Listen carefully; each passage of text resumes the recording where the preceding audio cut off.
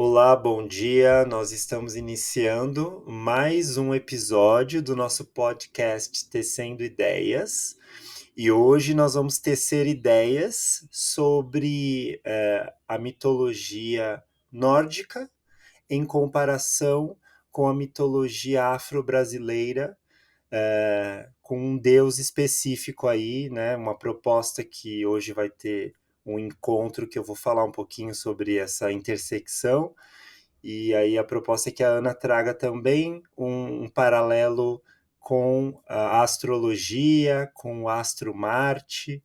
Então vai ser novamente uma conversa aberta para a gente tecer ideias sem querer chegar num ponto é, único que dê um direcionamento único, mas sim abrir caminhos.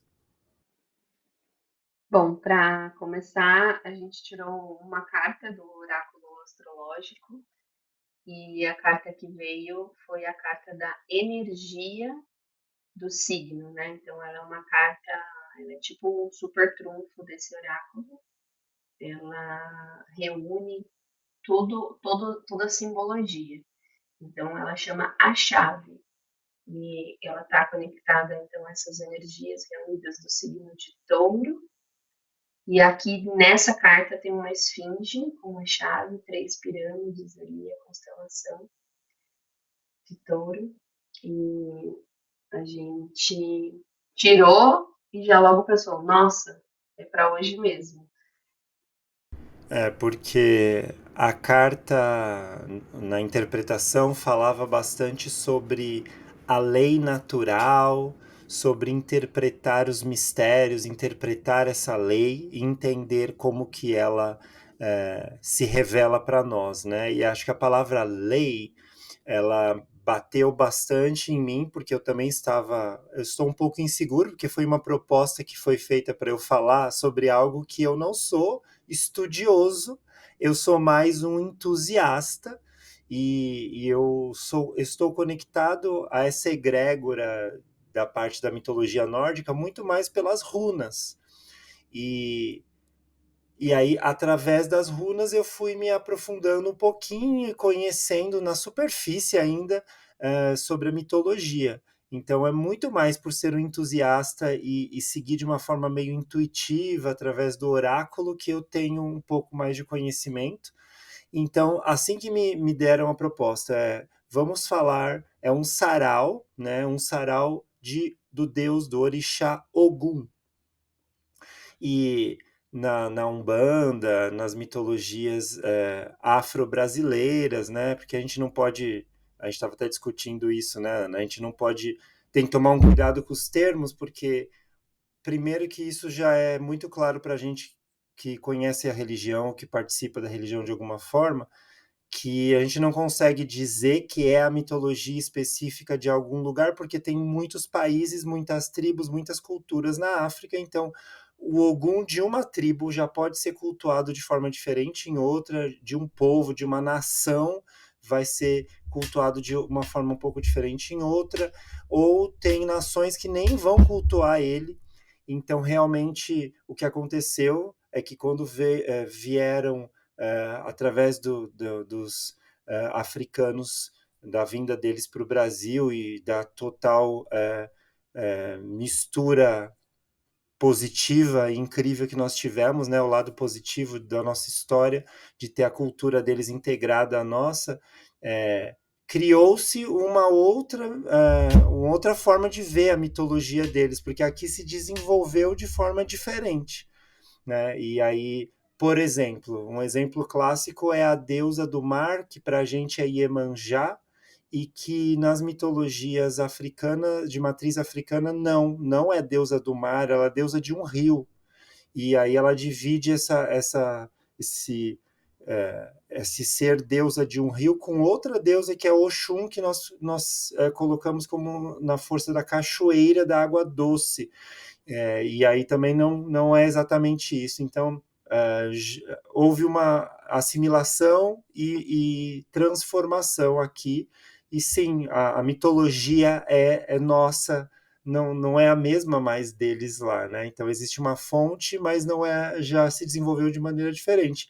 E aí imagina só fazer essa comparação com outra mitologia de outra cultura e de outro povo. Então, a gente consegue intuitivamente, até por algumas semelhanças interessantes, que acho que a gente vai conseguir comentar hoje, e tem a ver com o deus Marte também, é, buscar alguns fios que realmente nos dizem existe um arquétipo maior aí que é compatível e que, apesar de estar vestindo, né, como dizia Jung, né, veste uma roupa diferente na cultura, mas aquela força e energia arquetípica é a mesma, porque é o ser humano, é o mesmo, né? E ele tem essa forma de se conectar com essa energia arquetípica semelhante que acaba se apresentando na cultura com cores e vestimentas diferentes.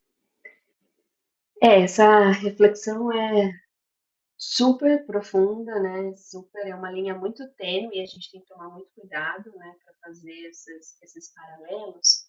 Mas ao mesmo tempo, se a gente parar para pensar lá atrás, né, como que se fez a mitologia greco-romana que a gente recebe hoje, né, e que é tão difundida e tão utilizada como se fosse una também, ela também foi construída assim, né, de muitos povos que se relacionavam de formas diferentes com aqueles deuses, tanto que quando os sincretismos eles acontecem, muitas vezes tem é, algumas áreas de atuação, né, que alguns deuses tinham numa cultura e na outra não, e que acabou virando tudo uma só, e hoje, mas é centenas de anos depois, né, a gente olha para trás e coloca tudo isso dentro do mesmo balaio, mas havia também, né, muita diferença, muita discrepância, e tanto que há narrativas que às vezes são até um pouco controversas e a gente precisa, né, fazer o alinhavo para conseguir, né, tecer onde que isso se reúne nesse arquétipo mais ancestral, né? E é sempre possível encontrar esses fios, é sempre possível, né, puxar aquilo que vai fazendo sentido, né? Mas é um cuidado, é um alinhavo delicado, né? Fazer essa costura. Pensando aí, né, na mitologia, nas mitologias, né, no plural, afro-brasileiras, né, que são múltiplas, na mitologia iorubá, que já é uma tentativa, né, de fazer essa junção, de criar uma linha, né, de condução, e a mitologia nórdica, a minha experiência com isso, ela está um pouquinho ligada com a pedagogia Waldorf, né? Ela está ligada com a pedagogia Waldorf e ela vem um pouquinho desse contato que eu tive a partir dessa estrutura. E aí, para explicar, né, como que se faz esse paralelo, o Rudolf Steiner, que é o criador da antroposofia, ele recebia as perguntas, né, das pessoas que o acompanhavam e a partir das perguntas ele desenvolvia as ideias e desenvolvia as diferentes linhas de atuação que a antroposofia tem hoje, né? E para a pedagogia ele foi olhar para o desenvolvimento humano, né? Qual é o desenvolvimento antropológico, individual, biográfico de cada um, e o humano generalista, essas eras culturais que nós tivemos e a importância que elas tiveram. E ele fala que há um paralelo entre essas duas coisas. Então, o biográfico e o individual, ele vai refletindo, ele vai espelhando o desenvolvimento humano como comunidade, né, como sociedade, como esse desenvolvimento cultural que a gente foi tendo. Em algumas épocas, né, algumas coisas pulsaram mais forte. Então, houve um momento em que a cultura greco-romana, mesmo que em outras nações outras coisas estivessem acontecendo, aquilo pulsava com tanta força que é aquilo meio que é o que vai refletir na nossa alma. Então, por isso que todo mundo se identifica quando conhece, de alguma forma, porque reflete algo importante da nossa alma individual. E aí ele desenvolve o currículo, então, olhando para esse paralelo, para esse espelhamento. Então, de uma forma bem simples, vou tentar ser didática, né, para explicar. Por exemplo, uma criança pequena, ela é mais ou menos como um homem das cavernas. E o pouco que ela consegue desenvolver de relação com o mundo externo, ela desenha garatujas, né? Aqueles desenhos, então a gente encontra nas cavernas, aqueles desenhos bem primários, né? Porque ele está ali, aquele ser humano, ele ainda está nesse momento meio que como uma criança muito pequena. E aí a gente vai crescendo, se desenvolvendo, né, amadurecendo antropologicamente no corpo e refletindo o que culturalmente ia acontecendo. E aí a gente começa a ter as narrativas e a gente começa a sentar na fogueira para contar histórias. Então, as primeiras histórias, elas são rítmicas, elas são ali sobre um cotidiano bem simples. Depois elas começam a virar umas narrativas um pouco mais complexas e ter personagens e histórias com começo, meio e fim, é quando entram os contos de fadas. E aí, na sequência, as histórias começam a ter moral e ética, então entram as fábulas, né? Então é mais ou menos como esse desenrolar narrativo faz, né, dentro do desenvolvimento individual, e aí a gente vai encontrando isso culturalmente onde isso estava, né? Ele vai fazendo esse paralelo. E aí a gente coloca isso então nas idades escolares, né? As primeiras narrativas são contos curtos, contos rítmicos, depois os contos, depois as fábulas. Quando eles estão mais ou menos com 7, 8 anos, vai entrar as fábulas, que é quando a criança começa a ter esse senso de moral, né? E aí eles são muito animais, eles gostam, eles se identificam com essa coisa animal. Aí, no terceiro ano, quando eles chegam aos 9 anos, é um momento muito importante desse biográfico individual que a gente, como ser humano, a gente percebe o eu e o outro. É um momento em que tem uma separação. Às vezes a criança até fica um pouco melancólica, é, ela começa a ter uma consciência dessa separação. Não é que ela já não sabe, ela sabe, mas começa a cair algumas fichas. E é como que cai mesmo, algo que cai. E aí, a mitologia que a gente vai olhar é a mitologia hebraica, mitologia judaica cristã, que é a queda do paraíso, né?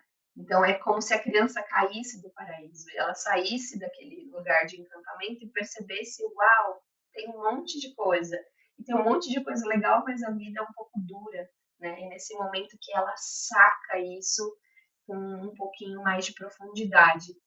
E é até um momento bem marcante dentro da pedagogia Waldorf, porque há um rompimento, a criança atravessa mesmo um portal aí, que a gente fala que ela passa pelo Rubicão, que é o rio também das mitologias, né?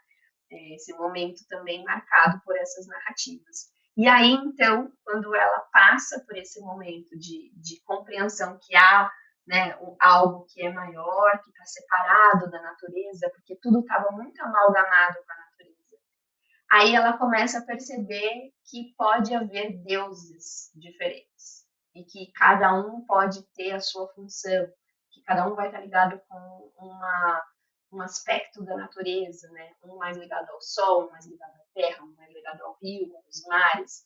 E aí ela vai entendendo essas divindades que são que não tem muito uma clareza se elas são separadas, né? Se elas estão lá no alto ou se elas são humanas, e elas têm porque elas têm características muito humanas.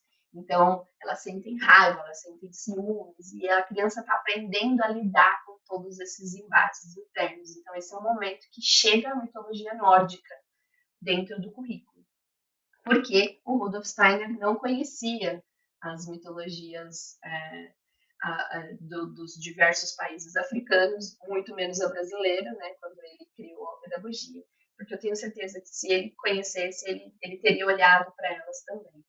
E aí hoje a gente consegue encontrar esses paralelos em que a mitologia a mitologia hoje, né, tentativa de estruturar uma mitologia iorubá e as mitologias afro-brasileiras, elas têm muitas dessas características, né,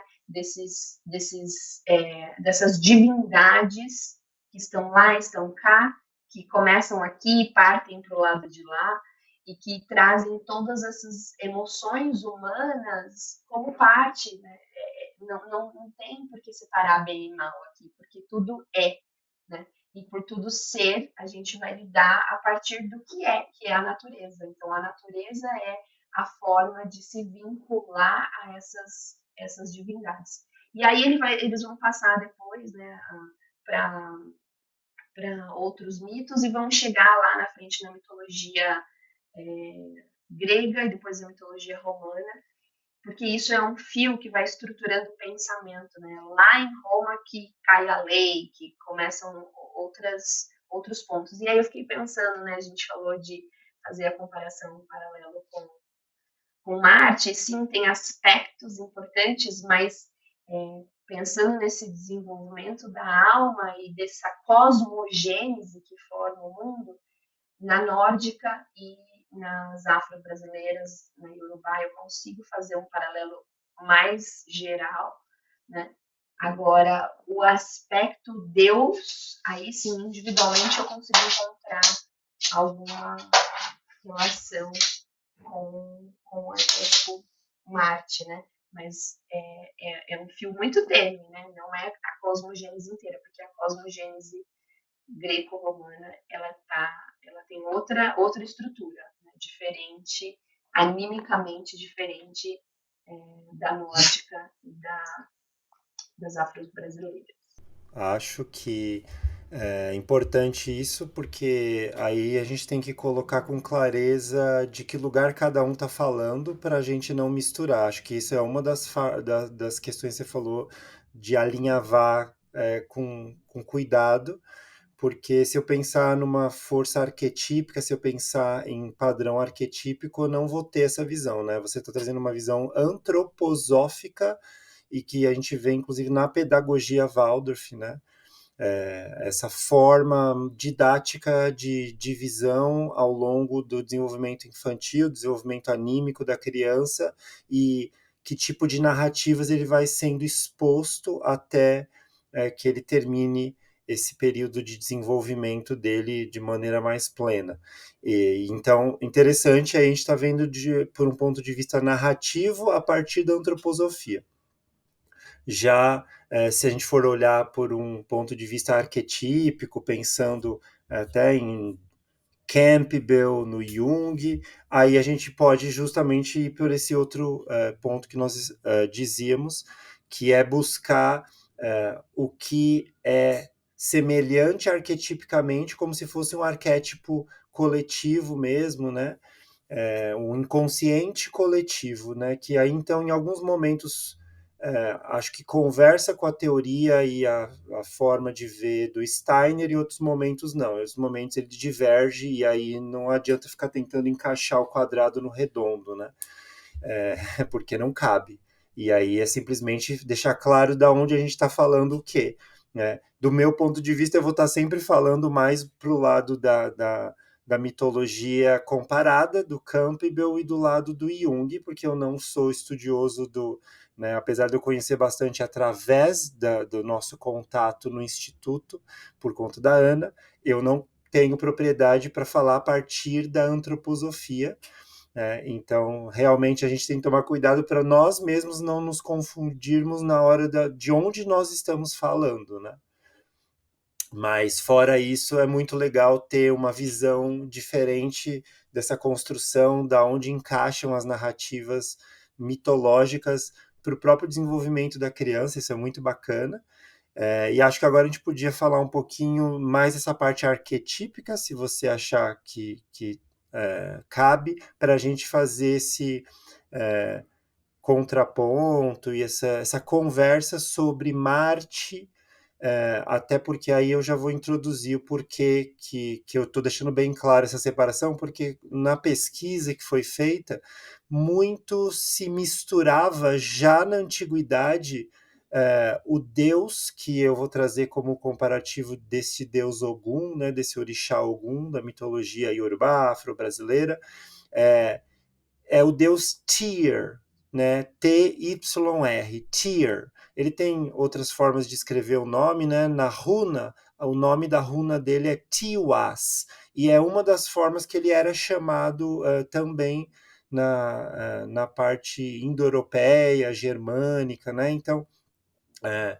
antigamente, inclusive, diz que o nome dele foi o tronco do nome Tiwas gerou Deus e gerou Zeus também. Então, na parte até de formação da língua, teve uma influência desse nome, porque antes dele ser mais fortemente colocado como um deus mais da guerra e da justiça, do juramento, ele era um deus geral. Ele era um deus até genérico, digamos, que falava em Deus, era o nome que se usava, era Tiwas, era o nome desse deus.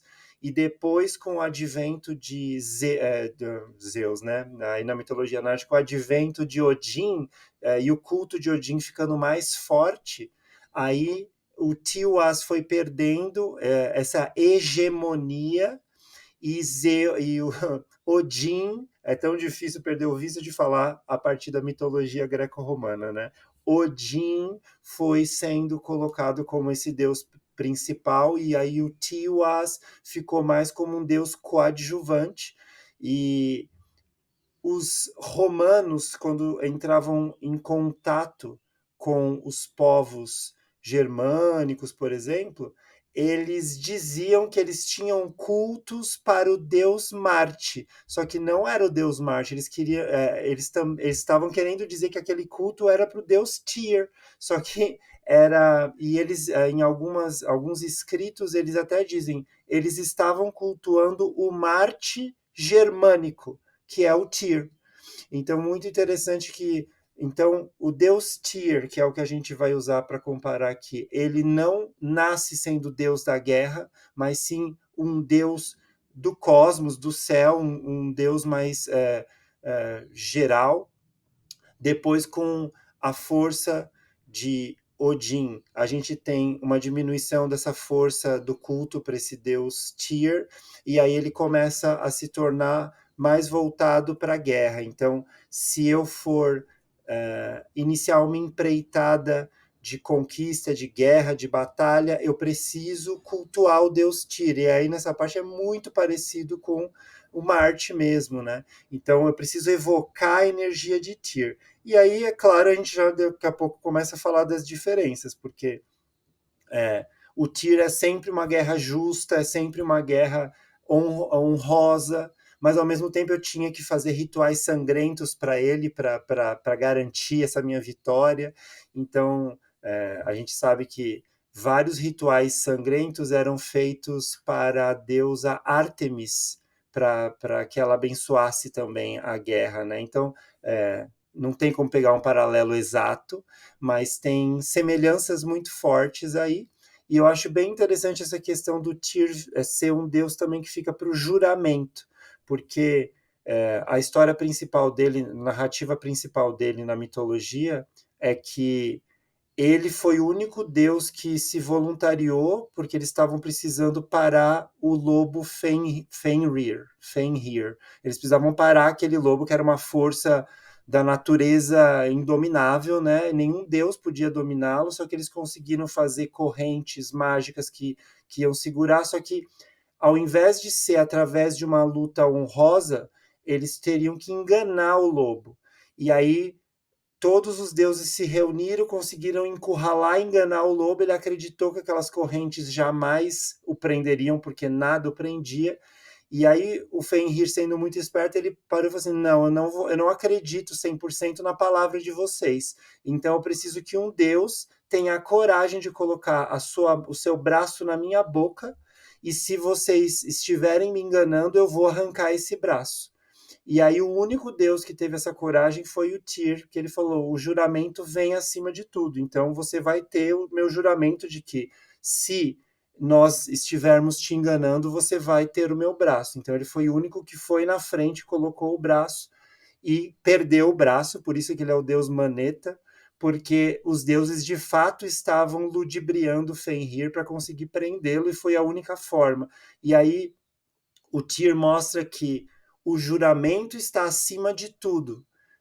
O juramento que você faz, né, aquilo que é prometido, aquilo que é certo, aquilo que é correto, está acima das leis dos deuses, né? Tem uma lei maior que rege. Portanto, até o Deus vai ser subjugado por esse julgamento. E aí, que eu vou terminando essa fala inicial para passar para você, que entra a nossa abertura daquela questão da carta. Quando a carta do oráculo chega e fala da lei natural, é aí que eu acho que dá o match perfeito para mim dessa força arquetípica do Tyr com o Ogum nesse caso. Porque essa lei natural eu entendo como karma.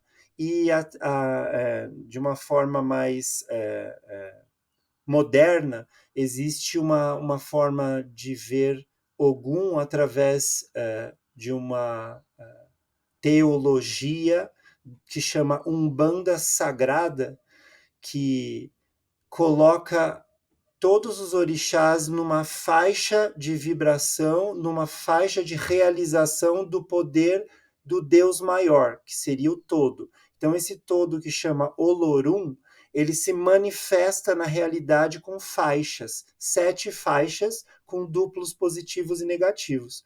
Uma das faixas de realização desse Deus Supremo é a faixa de realização da ordem kármica, da lei kármica, da realização da lei, da organização do caos. E quem está regendo a parte positiva dessa faixa é o deus Ogum. Então ele é colocado como o implementador, o executor da ordem e da lei. E eu acho que combina muito com essa energia arquetípica desse deus Tira, onde ele era o regente das assembleias que antigamente era chamada de thing, curiosamente, né, chamava thing, é o thing do inglês de coisa, mas aí no nórdico, né, essa assembleia das tribos é uma assembleia sagrada e quem regia a assembleia era o deus Tyr, que era para garantir que os juramentos feitos entre tribos seriam cumpridos e punidos caso tenham sido desacatados. Então ele era o executor dessa lei e ele era sempre chamado quando ia ter a execução de um comprometimento maior, porque era o Tyr que tinha que vir como se fosse assegurar que aquele julgamento era sagrado, não era simplesmente algo que eu posso não cumprir.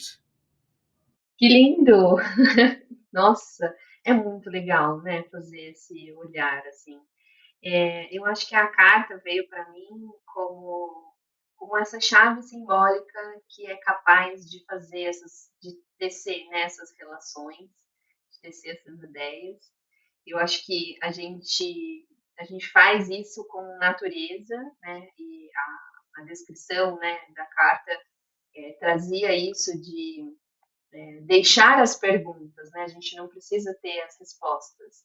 E eu gosto muito dessa ideia, né, de cultivar as perguntas. Acho que isso é natural para mim, assim. Então, eu gosto de imaginar algumas respostas também. E aí, tecendo aí no que você trouxe, Marte é essa figura, né, que se põe à frente, né, que executa, que traz a ação, que é o primeiro, né, a dar o passo, a partir, né, na direção de qualquer luta, de qualquer desafio, né, esse desafio de você colocar o seu próprio braço, né, quem é que é o primeiro que vai lá e dá a cara a tapa, né? Então, eu acho que tem, né, essa energia arquetípica, independente da cosmogênese, né, porque ali, quando eu trouxe o paralelo antroposófico, a gente estava olhando para essa era cultural como um todo, né? Então, o paralelo fica mesmo entre a mitologia nórdica e as mitologias afro-brasileiras, né? Hoje a gente faz uma tentativa nas escolas Waldorf de abrasileirar o nosso currículo, né, de trazer o que é nosso para a sala de aula, para essa pulsão interna que a criança está vivendo no desenvolvimento, também ser alimentada por sementes, né, próprias aqui, né, que são da nossa cultura. Mas o paralelo da imagem arquetípica é muito legal, né? E faz todo sentido também a gente olhar para essa energia marciana, do guerreiro mesmo, né? Marte é esse guerreiro, mas eu acho que tem uma proposição muito importante que eu nem sei tecer muito bem, eu vou jogar aqui uma bola para ver se você corta, que é a questão do dragão, né? Eu acho que Ogum ele tem essa batalha com esse dragão, o que para mim me remete muito a Micael, né? Esse arcanjo que a gente chama de Miguel, né? Na nossa língua, mas que na antroposofia disse ser muito importante manter a letra A dentro do nome, porque ela também carrega uma força, né, dessa palavra. Então, a gente vai chamar de Micael por isso. Mas, enfim, o arcanjo Miguel, né, esse que também luta contra o dragão. E aí eu queria olhar para isso um pouquinho, pra gente, antes da gente fechar, porque aí também mora uma diferença, né? Uma diferença importante. É interessante. Acho que o primeiro ponto é bem interessante mesmo. Eu acho que foi uma coisa levando a outra por justamente por associações, eu acho, porque primeiro existe uma forma de sincretizar que não é a única, porque é isso, é tão múltiplo e rico.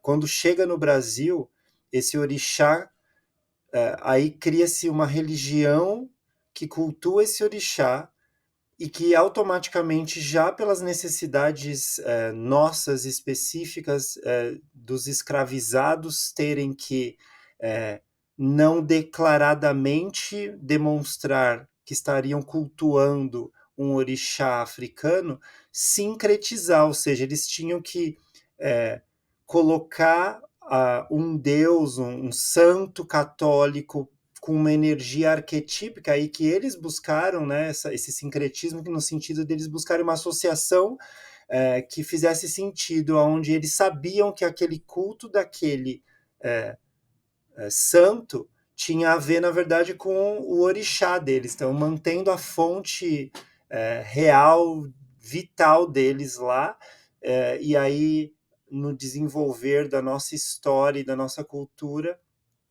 o culto desse orixá é sincretizado com um santo, mas o orixá não é o santo e o santo não é o orixá.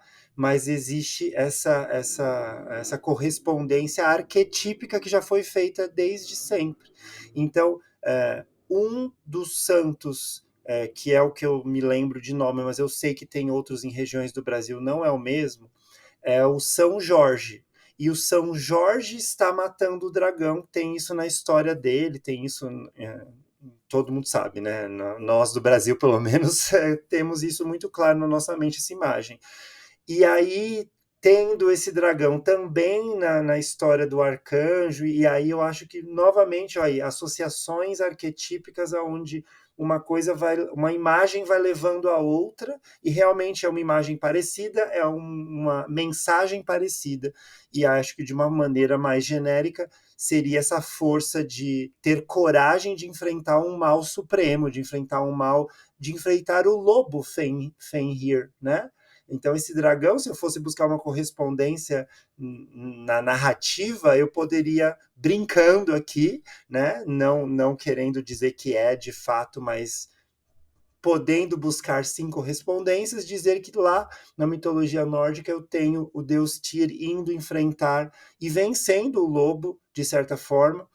E tem também no Ragnarok, né, que é o final dos tempos da mitologia nórdica, o deus Tyr já está profetizado que vai perder a vida batalhando o lobo supremo do Hell, né, do submundo.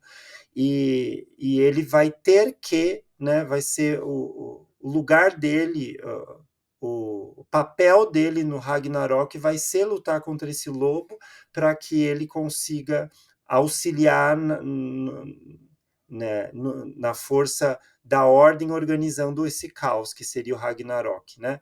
E, e aí a gente tem então como algo claro de que nós vamos ter algumas correspondências interessantes aí. A correspondência também dragão-lobo é muito forte na mitologia greco-romana, né?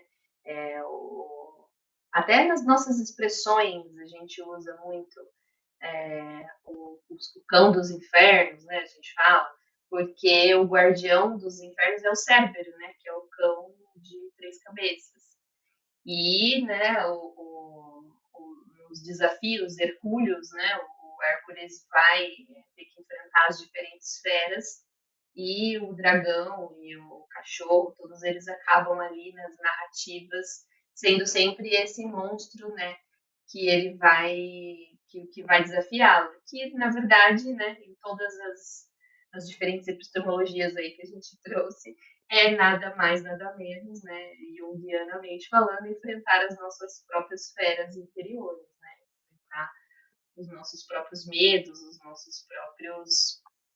as nossas próprias emoções, né, que nos domam aí, às vezes, e que a gente precisa aprender a usar a nosso favor.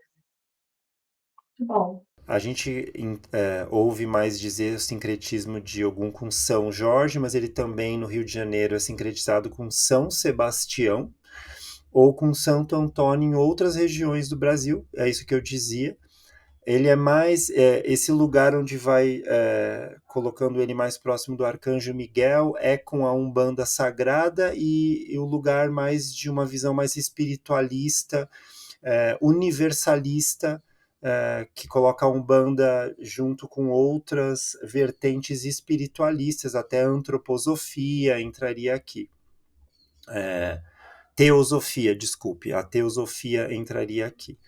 E aí a gente tem algumas semelhanças, né? Então, por exemplo, a função espiritual aí de Ogum seria um guerreiro da lei, um abridor de caminhos. De São Jorge, ele é um guerreiro cristão, defensor da fé, também um mártir. Aí já tem até uma semelhança aí um pouco com o Tyr. Do Arcanjo Miguel, ele é o líder das hostes celestiais e destruidor do mal. Então, esse dragão como esse mal, né? E aí o símbolo da luta do Ogum é contra a injustiça, do São Jorge tem esse dragão que é o mal, e do Arcanjo Miguel do próprio mal personificado do Lúcifer, né, e das forças das trevas.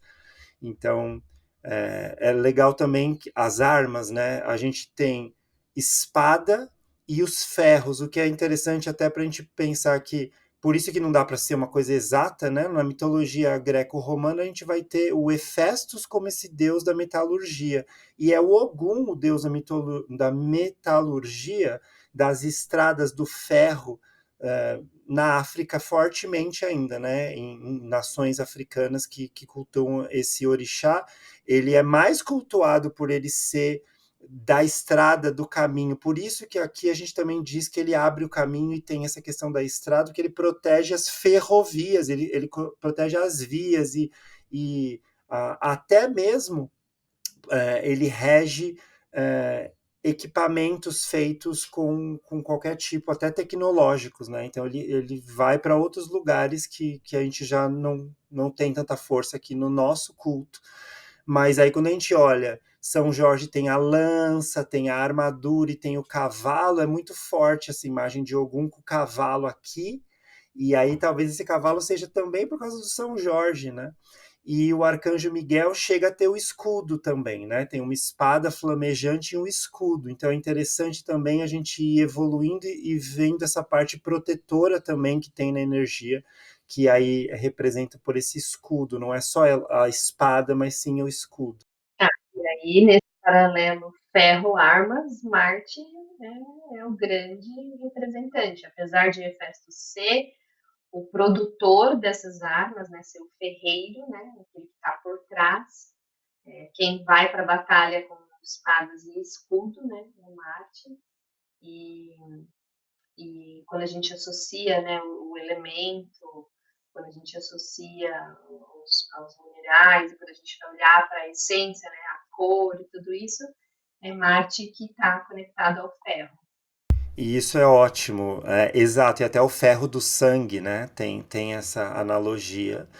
E o Tyr vai ser esse deus que é também, além daquela questão que eu falei, dessa ordem de executar e garantir a lei, é isso também, né? Que é Ogum. Ele garante a lei, ele não é que ele não faz a lei, porque eu fiquei é, a parte onde me deixou bem preocupado, né, inseguro, é que tem um outro orixá muito importante na mitologia afro-brasileira e urubá, né, de matrizes africana, que é o orixá da lei mesmo, né? O orixá da Xangô. E aí, quando eu pego essa coisa, essa ênfase forte na justiça, mas aí que tá, o Xangô é a justiça, ele rege a própria justiça, a própria lei em si.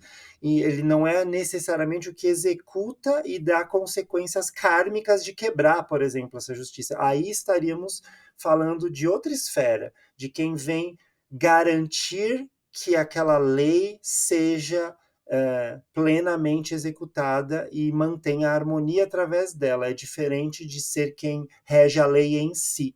E aí, por isso, essa questão da honra, essa questão de manter a palavra, de juramento, se eu quebrar o juramento, tem uma consequência. Eu já estou falando na causa e consequência.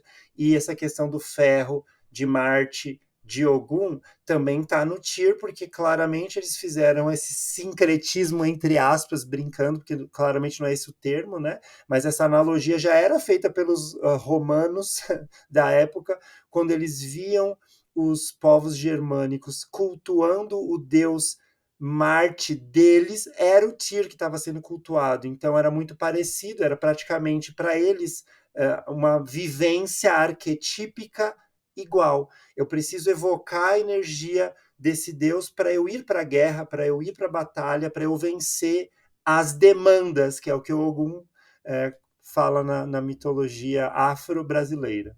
Bom, e aí, se você não tiver mais nada a acrescentar, eu acho que a gente pode encerrar aqui, né, com essa ideia de que é isso, os arquétipos vivem na nossa alma e eles sempre viveram. Então, mesmo em diferentes épocas, a gente encontra aí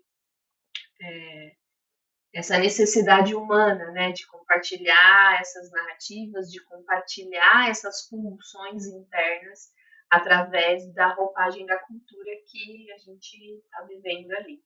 Então, tudo isso pulsa, continua pulsando e a gente vai tecendo aí as ideias e desenvolvendo a nossa consciência e as nossas conexões com a gente mesmo.